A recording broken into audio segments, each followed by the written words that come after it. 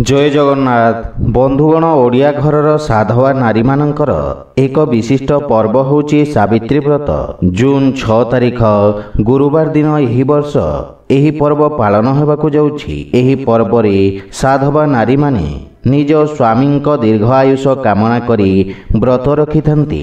तेणु साधवा महिला माने सावित्री व्रत रे किछि विशेष कथा प्रति ध्यान देबा उचित जे एही दिन केउ काम करिबा द्वारा स्वामी आयुष वृद्धि होइथाय एवं केउ काम करिबा द्वारा स्वामी आयुष कमी थाए। तो आसंतु जानिबा सेही सबु कार्य विषय रे। सेथि पई वीडियो को शेष पर्यंत देखंतु ओ जेउ माने आम चैनल को नुआ करी आछंती तळे थिबा लाल रंगर सब्सक्राइब बटन को दबाई आम चैनल को सब्सक्राइब करंतु ओ पाखरे थिबा घंटी बटन को दबाई ऑल रे सिलेक्ट करंतु काहेकि ना आमे अपलोड करिथबा प्रत्येक वीडियो रो नोटिफिकेशन आपण सर्वप्रथमे पाई परिबे। बंधुगण ज्येष्ठ मास कृष्ण पक्ष अमावास्या तिथि दिन एही सावित्री व्रत पालित होइथाय। एहा साधवा नारी मानकर एक महत्वपूर्ण व्रत अटे। एही दिन सत्यवान ओ सावित्री एवं जमराजंकर पूजा करा जाइथाय। पौराणिक कथा अनुसार सावित्री जमराजं को पूजा करी एही दिन निज मृत स्वामी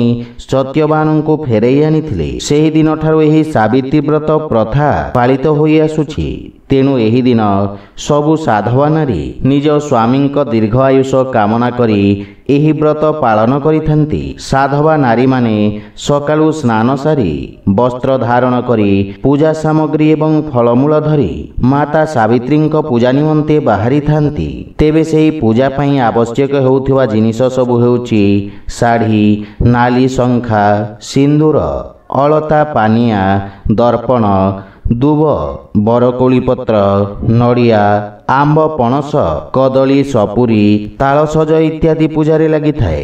नाली रंग वैवाहिक जीवन रे शुभतार प्रतीक अटे। सेथिपई साधवा नारी माने सर्वदा शंखा, सिंदूर एवं पादरे नाली अलता पिंधि स्वामी दीर्घ आयुष एवं सुखी जीवन कामना करी पूजा करिथांती। तेणु जे कोनोसी व्रत ओषा दिन कला रंगर साड़ी पिंधिबा उचित नुहे, अन्यथा अशुभता कारणरू स्वामी आयुष क्षीण होइथाय। एही दिन किंबा कोनोसी अमावास्या दिन बाहरे रातिरे लुगा सुखाइबा उचित नुहे, कारण अमावास्या को कालरात्रि मध्य कहा जाइथाय। सावित्री व्रत दिन स्वामी स्त्री शारीरिक संपर्क रखिबा वर्जित अटे, अन्यथा स्वामी आयुष क्षीण होइथाय। सावित्री व्रत दिन कौनसी जिनिस काटिबे नहीं, नचेत व्रतर भल फल मिलिब नहीं। सावित्री व्रत दिन रंधा खाद्य खाइबा उचित नुहे, कारण यह निष्ठार सहित निर्जला व्रत करा जाइथाय। लागिथिबा भोग को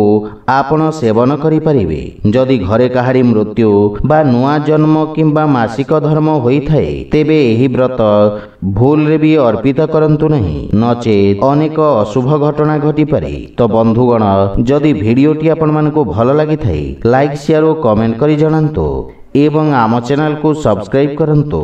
जय जगन्नाथ।